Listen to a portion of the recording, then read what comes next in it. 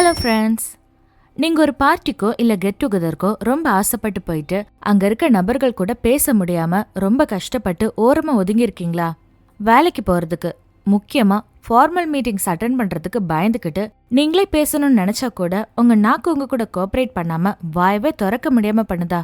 4 பேர் கூட சேர்ந்து உட்காந்து சாப்பிடும்போது உங்கள் ஸ்பூனில் சாப்பாடே எடுக்க முடியாத அளவுக்கு நீங்கள் ஷையாக ஃபீல் பண்ணுறீங்களா? அப்போது இந்த வீடியோ உங்களுக்கு தான். நீங்க ஒரு ஷை பர்சனா இருக்கிறதாலே உங்களுக்கு வர நிறைய இன்விடேஷனை நீங்க அக்செப்ட் பண்ணாலும் அந்த ஃபங்க்ஷன்ஸ்க்கு போக மாட்டீங்க. உங்க சோஷியல் லைஃப் நீங்க நினைச்ச அளவுக்கு இருக்காது. எல்லாரும் சாட்டர்டே நைட்ஸ் அவங்க ஃப்ரெண்ட்ஸ் கூட ஜாலியா இருக்கும்போது நீங்க மட்டும் உங்க வீட்டுக்குள்ள உட்காந்து டிவி பார்த்துட்டு இருப்பீங்க. உங்களுக்கு உங்க பெட்ஸோட கம்பெனி மட்டுமே போதும்னு நினைச்சு நீங்க வீட்டுக்குள்ள இருக்கிறதே ரொம்ப கம்ஃபர்ட்டா ஃபீல் பண்ணுவீங்க. ஆனா உங்களுக்கும் மத்தவங்க கிட்ட எல்லாம் ரொம்ப ஜாலியா இருக்கணும், ஃபன் பண்ணணும்னு ஆசையா இருக்கும். ஆனா உங்க லிமிட்டேஷனை உடைச்சு உங்களால உங்க கம்ஃபர்ட் ஜோன்ல இருந்து வெளியே வர முடியாது. உங்க கம்பெனியோட குரூப் டிஸ்கஷன்ல எல்லாருமே நல்லா பேசும்போது உங்களால உங்க எண்ணங்களையும் ஐடியாஸையும் வெளியே சொல்ல முடியாம, சொல்லதான் நினைக்கிறேன் சொல்லாமல் தவிக்கிறேன்னு உங்க எண்ணங்களை உங்களுக்குள்ளே வச்சு தவிச்சிட்டு இருப்பீங்க. நம்மளுக்கு முன்னாடி நம்ம ஃப்ரெண்ட்ஸ் எல்லாம் அவங்க ஐடியாஸ் சொல்லி நல்ல பேரும் கைத்தட்டு வாங்கும்போது நமக்குள்ள நல்ல ஐடியாஸ் இருந்தோ அதை வெளியே சொல்ல முடியாததுனால நம்மள சுத்தி இருக்கிறவங்க நம்மள ஏதோ முட்டாள் மாதிரி பாக்குற ஃபீலிங்க நீங்க அனுபவிச்சுட்டு இருந்தீங்கன்னா இந்த வீடியோ உங்களுக்காக தான். சரி, இந்த ஷைனஸ் எங்க இருந்து வருது? ஒருவேளை இது நம்ம பரம்பரை வியாதியா இருக்குமோன்னு யோசிச்சிங்கன்னா கரெக்ட் தான். வாய்ப்பு இருக்கு. உங்க ஃபேமிலியில இருக்கிறவங்க ரொம்ப ஷை டைப்னா நீங்களும் ஷை டைப்பா இருக்க நிறைய வாய்ப்பு இருக்கு. ஆனா நிறைய நேரங்கள்ல உங்க என்விரான்மெண்ட் தான் உங்களுக்கு இந்த ஷைனஸை கிரியேட் பண்ற முக்கியமான காரணமா இருக்கு. ஐயோ, இது நமக்கு மட்டும்தான் இருக்கும் அப்படின்னு எல்லாம் நீங்க உங்களை போட்டு குழப்பிக்கணும்னு எந்த அவசியமும் இல்ல. ஸ்டான்ஃபோர்ட் யூனிவர்சிட்டி நடத்தின ஒரு ரிசர்ச்ல இந்த உலகத்துல இருக்க 80% மக்கள் ஏதோ ஒரு காரணத்துக்காக அவங்க வாழ்க்கையில ஏதாவது ஒரு இடத்துல ஷையா ஃபீல் பண்ணதான் செய்யறாங்கன்னு கண்டுபிடிச்சிருக்காங்க. அப்பாடா, இந்த பிரச்சனை எனக்கு மட்டும் இல்ல எல்லாருக்கும் தான் இருக்குன்னு நீங்க பெருமூச்சு விட்டாலும் ஒரு சோஷியல் கேதரிங்லயும் ப்ரொஃபஷனல் மீட்டிங்லயும் நிறைய மக்களை பார்த்து கூச்சப்பட்டு ஒதுங்கி நிக்கிறதால உங்களால நீங்க யாருன்னு வெளிக்காட்ட முடியாம போயிரும். உங்களுக்குள்ள எவ்வளவு திறமை இருந்தாலும் உங்க ஷைனஸ்னால இருக்கிற இடம் தெரியாம போயிருவீங்க. இதுக்கு ஒரு எண்டே இல்லையா? நான் எப்படி என் ஷைனஸை துரத்தி அடிக்கிறதுன்னு நீங்க கவலைப்பட்டீங்கன்னா கவலையே தேவையில்ல. நான் சொல்ற இந்த 7 விஷயத்த ஃபாலோ பண்ணீங்கன்னா நீங்க ரொம்ப ஈஸியா உங்க ஷைனஸை ஓவர் கம் பண்ணிடலாம். First, self awareness. நம்ம எல்லாருக்குமே நாம யாருன்னு நம்மளை பத்தி ஒரு செல்ஃப் இமேஜ் நம்மளுக்குள்ளே சப்கான்ஷியஸா இருக்கும். நீங்க உங்களை எப்படிப்பட்ட நபர்னு நினைக்கிறீங்களோ உங்களை பத்தின உங்களோட ஒப்பீனியனும் அப்படிதான் இருக்கும். நீங்க ஒரு மனுஷனை நல்லவர் நம்பினாதான் அவரை பத்தின ஒப்பீனியன் உங்கள்கிட்ட நல்லா இருக்கும். அதனால உங்களை பத்தின செல்ஃப் இமேஜை நீங்க எப்படி இருக்கணும்னு நினைக்கிறீங்களோ அப்படி மாத்திக்கோங்க. நான் ரொம்ப ஷை டைப், நான் யார்ட்டையும் பேச மாட்டேன், எனக்கு சோஷியலைஸ் ஆகுறது ரொம்ப பயம், அப்படியெல்லாம் உங்களை நீங்களே நம்பிட்டு இருந்தீங்கன்னா உங்க பிரச்சனையே அங்க இருந்தா ஸ்டார்ட் ஆகுது. சோ நீங்க உங்க பிரச்சனைய உங்க எண்ணங்கள்ல இருந்து சரி பண்ண தொடங்கினாதான் நீங்க நினைச்ச மாதிரியான மனிதரா மாற முடியும். அதனால உங்களை பத்தி நீங்க ரொம்ப பாசிட்டிவா, நான் எல்லா இடத்துலயும் ரொம்ப நிதானமா இருப்பேன், மனிதர்கள் கூட்டத்தை பார்த்து எனக்கு எந்த பயமும் இல்ல, நான் எல்லார்கிட்டையும் நல்ல சிரிச்சு பேசி பழகுவேன், இது போன்ற வார்த்தைகளை நீங்க அடிக்கடி உங்கள்கிட்ட சொல்றது மூலமா நீங்க அது போன்ற நபராகவே மாறதுக்கு நிறைய வாய்ப்பு இருக்கு. சொல்லிக்கிட்டே இருந்தா நடக்குமா? இது என்ன போங்காட்டமா இருக்கு, நான் இதெல்லாம் நம்ப மாட்டேன், இப்படியெல்லாம் யோசிக்கிற ஆளா இருந்தீங்கன்னா இந்த விஷயத்த நம்புறதுக்கு ஒரு கதை சொல்றேன் கேளுங்க. மிராக்கிள் மார்னிங் அப்படிங்கிற புக் எழுதின ஆத்தர் ஹால் எல்ராட். அவரோட 20 வயசுல ரொம்ப மோசமான ஒரு கார் ஆக்சிடென்ட்ல மாட்டிக்கிட்டாரு. அதனால அவரோட மூளை ரொம்ப பாதிக்கப்பட்டு ஷார்ட் டர்ம் மெமரிலெஸ் பேஷண்ட் ஆனாரு. அப்படி இருந்தோ அவர் மனசுக்குள்ள இந்த உலகத்திலே எனக்கு தான் நல்ல மெமரி பவர் இருக்கு, I am having a greatest memory பவர்னு அடிக்கடி சொல்லிக்கிட்டே இருப்பாராம். இப்படி சொல்லிட்டே இருக்கிறதால பெருசா எந்த ரிசல்ட்டும் தெரியலனாலும் விடாமுயற்சியோடு சொல்லிட்டே இருப்பாராம். அவரோட ஆபீஸ்ல நேத்து அவரை பார்த்த ஒரு பொண்ணு மறுநாள் வந்து என்ன தெரியுதான்னு கேட்டா கூட தெரியாது, நான் ஒரு மெமரி லாஸ் பேஷண்ட் அப்படிங்கறத காட்டிக்காம அந்த பொண்ணை ஞாபகப்படுத்த முயற்சிப்பாரா. இப்படி கொஞ்சம் கொஞ்சமா அவரே நல்ல மெமரி இருக்க பர்சனா நம்ப ஆரம்பிச்சாரு. அப்படி ஒரு நாள் ஆபீஸ்ல அவரோட கொலீக் நாளை காலையில் நான் ஆபீஸ் வந்ததும் எனக்கு மீட்டிங் இருக்கு அப்படிங்கறத ஞாபகப்படுத்துன்னு சொன்னப்போ அவர் அறியாமலே ஓகே நான் கண்டிப்பா ஞாபகப்படுத்துறேன்னு சொல்லிட்டாரு. ஆனா அவர் கொஞ்ச நாள யார்கிட்டயுமே சரி நான் ஞாபகப்படுத்துறேன் அப்படிங்கிற வார்த்தையை பயன்படுத்தினதே இல்ல. ஆனாலும் அவரோட ஆழ்மன நம்பிக்கை அவர் அப்படி சொல்ல வச்சிருக்கு. அவர் சொன்னது போலவே அந்த மீட்டிங்கை ஞாபகம் படுத்தினாரு. சோ நம்புங்க, உங்க மைண்டுக்கு அவ்வளவு பவர் இருக்கு. அதனாலதான் விவேகானந்தர் கூட நீ எதை நினைக்கிறாயோ அதுவாகவே ஆகிறாய்ன்னு சொல்லியிருக்காரு. சரி, நான் நினைச்ச மட்டும் போதுமானா பத்தாது, கொஞ்சம் கொஞ்சமா அதுக்கான ஆக்ஷன்ஸையும் எடுத்து உங்க ஆட்டிடியூடையும் அதுக்கு ஏத்த மாதிரி மாத்திக்கணும். Second, recognising the problem. உங்களை நீங்களே கேள்வி கேட்டு உங்க ஷைனஸ்க்கான மூல காரணத்தை கண்டுபிடிங்க. நீங்க எப்போ உங்க ஷைனஸ்க்கான வேறு வெட்டுறீங்களோ அப்பதான் அது உங்களை விட்டு போகும். அதாவது இப்ப நீங்க ஒரு மரத்தை வளர்க்கணும்னா அதோட இலைகளுக்கு உரம் போட்டா எந்த பிரயோஜனமும் இல்ல, மரத்தோட வேர்களுக்கு உரம் போடணும், அதான் ரொம்ப முக்கியம். அதே போல மரத்தை வெட்டணும்னா அத வேரோடு வெட்டினாதான் திரும்ப முளைக்காம பாத்துக்க முடியும். இந்த ஷைனஸும் அப்படிதான். ஷைனஸ்க்கு ஒவ்வொரு நபர்கள் கிட்டையும் ஒவ்வொரு காரணம் இருந்தாலும் பெரும்பாலும் மக்கள் பயப்படுறது மத்தவங்க நம்ம மேல வைக்கிற ஜட்ஜ்மெண்ட்டுக்காக தான். அவங்க நம்மள அப்படி நினைச்சிருவாங்களோ, இவங்க நம்மள இப்படி நினைச்சிருவாங்களோன்னு எல்லாரும் நினைக்கிறதையும் சேர்த்து இவங்கள பத்தி நினைச்சு கஷ்டப்படுவாங்க. இங்க நம்ம என்ன புரிஞ்சுக்கணும்னா, ஒவ்வொரு மனுஷங்களும் ஒவ்வொரு மாதிரி. எல்லாரும் அவங்கவுங்க கண்ணுல இருந்து இந்த உலகத்தை பார்க்கும்போது எல்லாமே ஒரே மாதிரி இல்லாம வித்தியாசமா தான் இருக்கும். நமக்கு பிடிச்ச மாதிரி இருக்க உரிமை இருக்கும். அதே போல ஒவ்வொருத்தவங்களுக்கும் மத்தவங்கள பத்தி யோசிச்சு கருத்து சொல்லவும் உரிமை இருக்கு. ஆனா அதை ஏத்துக்கிறதும் ஏத்துக்காததும் நம்ம கிட்ட தான் இருக்கு. மத்தவங்க என்ன சொல்லுவாங்களோன்னு நினைச்சு நீங்க ஒரு செயலை செய்யாமலே இருந்தீங்கன்னா உங்களால என்னைக்குமே எந்த வேலையுமே செய்ய முடியாது.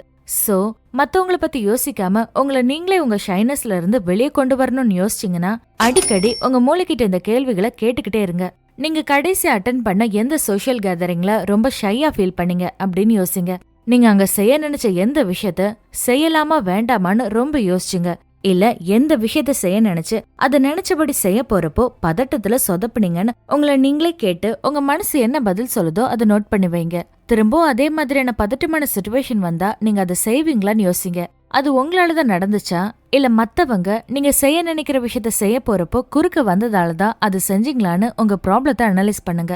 அது ரொம்ப பெரிய தப்பாதான் இருக்கணும்னு அவசியம் இல்ல. ஆப்போசிட்ல இருக்கிறவங்க என்ன கேள்வி கேக்குறாங்கன்னு கூட முழுசா கேட்காம உங்க ஷைனஸ்னால வாய் வளரி நீங்க தப்பா பதில் சொன்னதா இருக்கலாம். நீங்க சாப்பிட்டுட்டு இருக்கும்போது ஒருத்தர் உங்களே பாத்துட்டு இருக்காருங்கிற ஃபீலிங்ல உங்க சாப்பாட்டை சட்டையிலே கொட்டிட்டு தான் இருக்கலாம். இல்ல யார் என்ன பேசினாலும் நீங்க அப்படியே சிரிச்சுட்டே நின்னதா கூட இருக்கலாம். எதுவா இருந்தாலும் நல்லா யோசிச்சு நோட் பண்ணி வைங்க. இப்படி நோட் பண்ணி வச்சாதான் நாளைக்கு இதே மாதிரியான சிச்சுவேஷன் வரும்போது நீங்க எப்படி நடந்துக்கணும் அப்படிங்கறத விஷுவலைஸ் பண்ணி ஃபியூச்சர்ல அதை செயல்படுத்துறதுக்கு உதவியா இருக்கும். தேர்ட், உங்க பயத்தையும் கூச்சத்தையும் அதிகப்படுத்துற காரணத்தை கண்டுபிடிங்க. நீங்க என்ன மாதிரியான சூழல்ல இருக்கும்போது உங்களுக்கு ஷையா ஃபீல் ஆகுதுன்னு பாருங்க.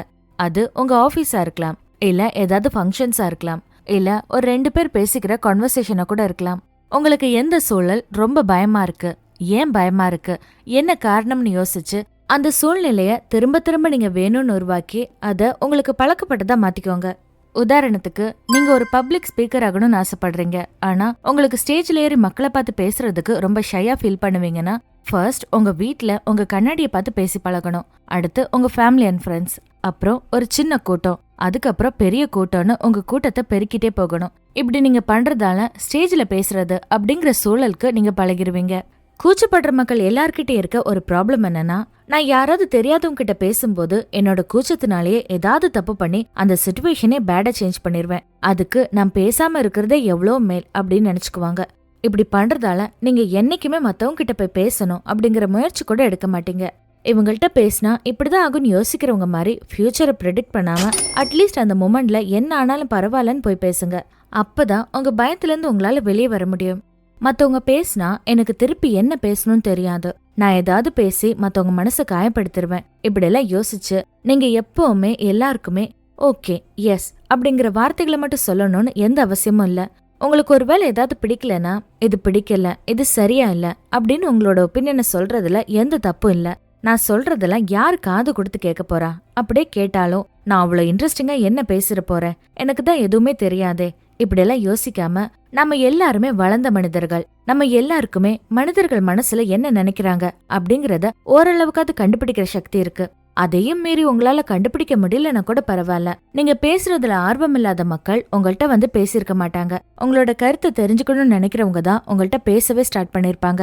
அப்படியே நீங்க பேசுறதுல அவங்களுக்கு இன்ட்ரெஸ்டோ உடன்பாடோ இல்லைனாலும் ஒன்னும் பிரச்சனை இல்ல.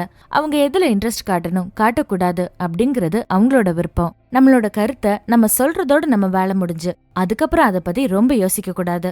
எல்லாரும் என்ன பார்த்து சிரிப்பாங்க, என்னெல்லாம் யார் கூப்பிட போறா, பேசுறதுக்கு நல்ல சான்ஸ் கிடைச்சாலும் நானே சொதப்பிடுவேன், இது போன்ற வார்த்தைகள் எல்லாம் உங்க வாயில இருந்தோ மனசுல இருந்தோ இனிமே வரவே கூடாது. நீங்க மத்தவங்கள்ட்ட பேச ஸ்டார்ட் பண்ணும் போது அவங்க நம்மள அவாய்ட் பண்ணிருவாங்களோ ரிஜெக்ட் பண்ணிருவாங்களோன்னு யோசிச்சுட்டே இருந்தீங்கன்னா உங்களால யார்ட்டையும் பேசி பழக முடியாது. அப்படி ரிஜெக்ட் பண்ணாலும் எந்த பிரச்சனையும் இல்ல. எந்த ரிஜெக்ஷனையும் பர்சனலா எடுத்துக்காம எல்லார் லைஃப்லயும் பிரச்சனை இருக்கு, அவங்களுக்கு இப்ப என்ன பிரச்சனையோ அப்படின்னு எடுத்துக்கிறது மூலமா நீங்க உங்க ரிஜெக்ஷனை ரொம்ப நல்லா ஹேண்டில் பண்ண முடியும். மத்தவங்கள்ட்ட பழகுறதுல உங்களுக்கு இருக்க நெகட்டிவ் திங்கிங் எல்லாம் எடுத்து நான் இவ்வளவு நேரம் சொன்ன மாதிரி எல்லாத்தையும் பாசிட்டிவா மாத்துங்க. நீங்க ஹேண்டில் பண்ற ஒவ்வொரு சிச்சுவேஷன்லயும் இருக்க பாசிட்டிவிட்டி என்ன, உங்களுக்கு கிடைக்கிற நன்மைகள் என்னன்னு மட்டும் கவனம் செலுத்துங்க. இப்படி உங்க பயத்தெல்லாம் கண்டுபிடிச்சு பிரிச்சு மேய்ஞ்சாதான் உங்க ஷைனஸ ஓட ஓட விரட்ட முடியும். 4th, பயத்தை கையாளும் திறன். என்னதான் உங்க பயத்தை கண்டுபிடிச்சு அதை பாசிட்டிவா நினைக்க ஸ்டார்ட் பண்ணாலும் நீங்க பாசிட்டிவா மனசுக்குள்ள நினைச்ச விஷயங்களை செயல்படுத்த ஸ்டார்ட் பண்ணி உங்க பயத்தை ஹேண்டில் பண்ண கத்துக்கிட்டாதான் அதை முழுசா போக்க முடியும். நான் முன்னாடி சொன்ன விஷயத்தெல்லாம் நீங்க கரெக்டா ஃபாலோ பண்ணாலே உங்க பயத்தை உங்களால கண்ட்ரோல் பண்ண முடியும். ஆனா அதுக்கு முதல்ல உங்க பயத்தை கண்ட்ரோல் பண்ண முடியும்னு நீங்க நம்பணும். உங்களை பத்தின உங்களோட இமேஜினேஷனும் நீங்க வாழணும்னு நினைக்கிற பர்சனும் வேற வேற மாதிரி இருந்தாங்கன்னா உங்களால உங்க பயத்தை ஹேண்டில் பண்ற அளவுக்கு கெப்பாசிட்டியை வளர்த்துக்க முடியாது. ஒரு விஷயத்த யோசிச்சு பாருங்க. ஒரு குட்டி பொண்ணு, அவளை சுத்தி நிறைய பேர் நின்னுட்டு இருக்காங்க. அவ ரொம்ப சிரிச்சு சிரிச்சு அந்த இடத்துல பேசிட்டு இருக்கா. அவ இப்படி எல்லாத்தையுமே நல்லா பழகுறத பார்த்து எல்லாருமே அவளை பாராட்டுறாங்க. இப்ப அதே இடத்துல உங்களை வச்சு பாருங்க. அந்த பொண்ணு சிரிச்சு பேசுற மாதிரி எப்படி இமேஜின் பண்ணீங்களோ அதே மாதிரி உங்களையும் நீங்க இமேஜின் பண்ணுங்க. அப்படி உங்களால பண்ண முடிஞ்சா நீங்க பயத்துல இருந்து வெளியே வரீங்கன்னு அர்த்தம். ஆனா உங்களால இமேஜின் பண்ண முடியலன்னா நீங்க திரும்பவும் அந்த பயத்தோட சக்கரத்துக்குள்ளே மாட்ட போறீங்கன்னு அர்த்தம். சோ ரொம்ப கான்ஷியஸா உங்க பயத்தை உடைச்சு அந்த சக்கரத்துக்குள்ள இருந்து வெளியே வர ட்ரை பண்ணுங்க. நீங்க எதை பார்த்தும் பயப்படணும்னு எந்த அவசியமும் இல்ல. ஏன், உங்களால நீங்க நினைச்சபடி மத்தவங்கள்ட்ட பேச முடியலன்னா கூட உங்களோட எஃபர்ட்ஸுக்கு நீங்க மரியாதை கொடுங்க. உங்களுக்கு அவுட்கம் கிடைக்கலன்னா கூட கவலைப்பட வேண்டாம். நீங்க ஒருத்தரை பார்த்து சிரிச்சிங்கன்னா அவங்களும் உங்களை பார்த்து சிரிப்பாங்க. அதுல கொஞ்சம் பேர் உங்களை பார்த்து முறைப்பாங்க.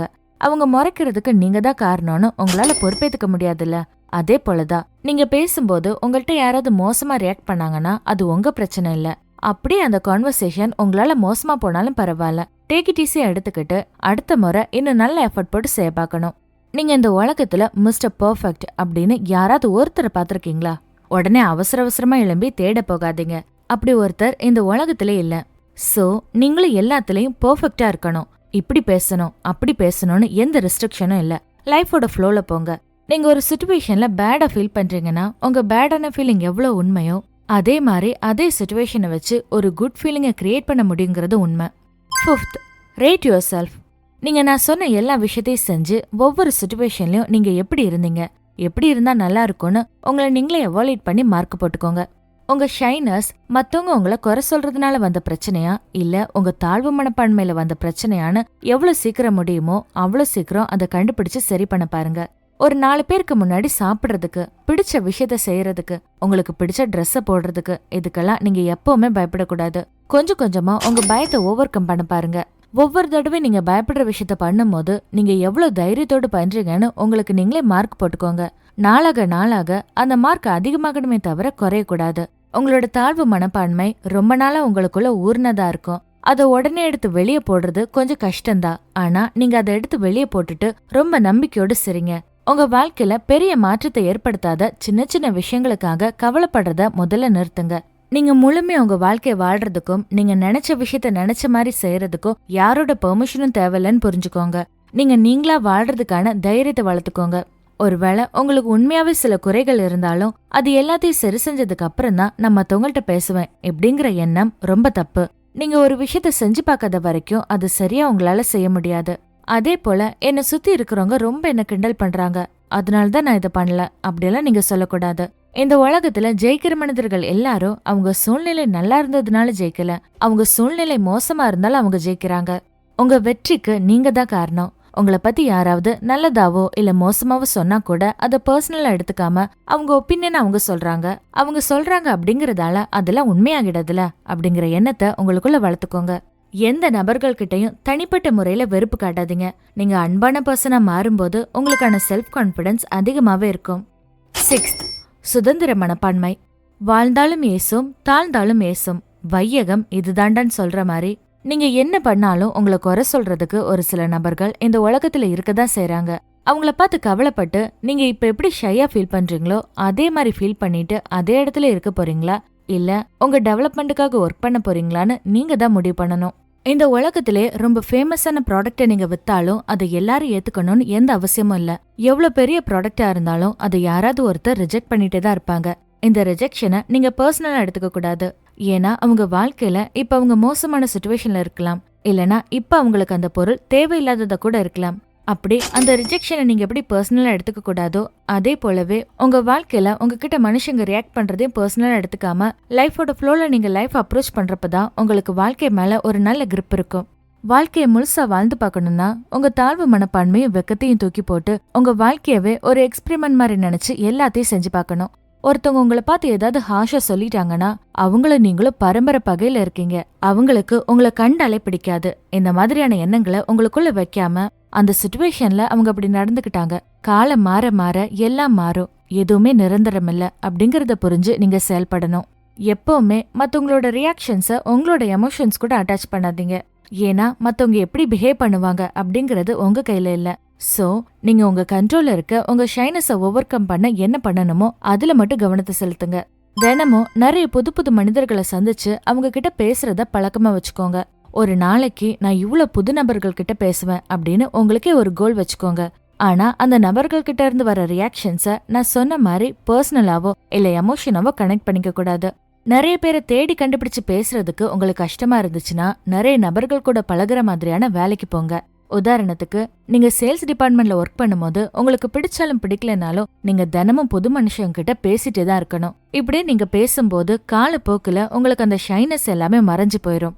அதே போல ஸ்டேஜ் ஃபியர் போகணும்னா நீங்க டீச்சிங்கை சூஸ் பண்ணலாம். கிளாஸ்ல நின்னு டீச் பண்ணும்போது அந்த கிளாஸுக்கே நீங்க தான் சென்டர் ஆஃப் அட்ராக்ஷனா இருப்பீங்க. இதே நீங்க தொடர்ந்து பண்ணும்போது நாளடைவுல உங்களுக்கு ஸ்டேஜ் ஃபியர் இல்லாமலே போயிரும். உங்களோட செல்ஃப் கான்பிடன்ஸ் அதிகமாகும். இந்த மாதிரி நிறைய பேர் கூட பேசுற மாதிரியான பார்ட் டைம் ஜாப்ஸ் இல்லைன்னா ஃப்ரீலான்சிங் ஜாப்ஸ் போன்ற சின்ன சின்ன முயற்சிகள் நீங்க உங்களுக்காக எடுக்கலனா நீங்க உங்க ப்ரொஃபஷனல் லைஃப்ல ரொம்பவே பின்தங்கிருவீங்க. அது உங்களோட ப்ரொமோஷன், சேலரி இன்க்ரிமெண்ட்னு எல்லா விஷயத்திலயும் உங்களை பெண்ணுக்கு தள்ளிரும். 7. Try to be the best in whatever you do. நீங்க ஆவரேஜ் லெவல்ல ஒரு வேலையை செய்யும் போது உங்களுக்கு கான்ஃபிடன்ஸ் கம்மியா இருக்கும். அதனால நீங்க ஷையா ஃபீல் பண்ணி அந்த வேலையை முன்னெடுத்து செய்ய மாட்டீங்க.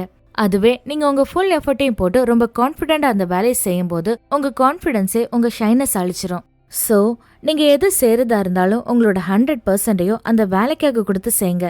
நிறைய பேர் அவங்களுக்கான வேலையில அவங்களோட பெஸ்ட்டை கொடுக்காம ஏனோ தானோன்னு பண்றதால கான்ஃபிடென்ட்டே இல்லாம ரொம்ப வீக்கா ஃபீல் பண்ணுவாங்க. இந்த ஃபீலிங் நாம ஒன்னும் அவ்வளோ பெரிய முக்கியமான ஆளெல்லாம் இல்ல அப்படிங்கிற எண்ணத்தை அவங்களுக்குள்ள கொண்டு வந்துரும். நீங்க ஒரு பிரசன்டேஷன் கொடுக்க போறீங்க. உங்களுக்கு ஸ்டேஜ்ல போய் நின்னு பேசுறதுக்கு ரொம்ப கஷ்டமா இருக்குன்னு ஃபீல் பண்ணீங்கன்னா நீங்க பிரசன்டேஷன்ல ஒழுங்கா ஒர்க் பண்ணலன்னு அர்த்தம். இதுவே நீங்க உங்க பிரசன்டேஷனை நல்ல ஒர்க் பண்ணி யாருக்கும் தெரியாத நிறைய பாயிண்ட்ஸ் அதுல வச்சிருந்தீங்கன்னா அதை பிரசன்ட் பண்ண எப்ப நம்மள கூப்பிடுவாங்க, எல்லாரும் அதை பார்த்துட்டு நம்மளை எப்ப பாராட்டுவாங்க அப்படிங்கிற எண்ணம் தான் உங்களுக்கு அதிகமா இருக்கும்.